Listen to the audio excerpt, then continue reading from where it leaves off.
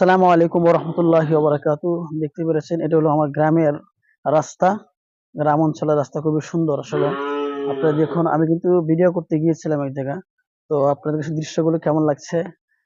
অবশ্যই ইনশাআল্লাহ দেখবেন। আ ভিডিওগুলো কেমন হচ্ছে আপনারা অবশ্যই দেখবেন।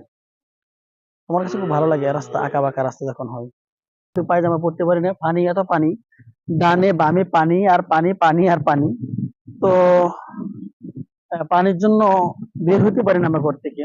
তো আপনারা আমার ভিডিওটা দেখুন, সম্পূর্ণ ভিডিও দেখুন। আর আমি যারা যাচ্ছি এখন এই রাস্তাটা কিন্তু পানি তল হয়নি। তো পানি যখন এই রাস্তা আমাদের উঠে যাবে তখন কিন্তু আমাদের আর কোনো বিকল্প নাই। আমাদের কোনো বিকল্প নাই চলাচল করার মতন। বুঝতে পেরেছেন? আমাদের কোনো বিকল্প থাকবে না চলাচল করার মতন।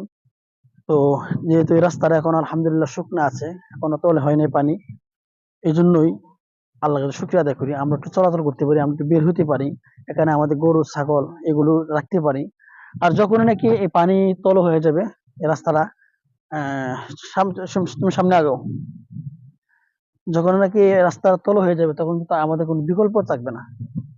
এই জন্য আল্লাহর কাছে আমরা শুকরিয়া আদায় সবসময় করি আল্লাহ তাআলা আমাদের কি হ্যাঁ এই রাস্তাটা আমাদের এই কিছুক্ষণ রাস্তা এটা আমার তল করে নেয় পানি।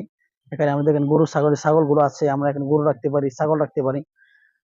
আর যখন এটা তল হয়ে যাবে তখন কিন্তু আমরা কোনো বিকল্প থাকবে না। সুতরাং আপনি আমাদের জন্য দোয়া করবেন।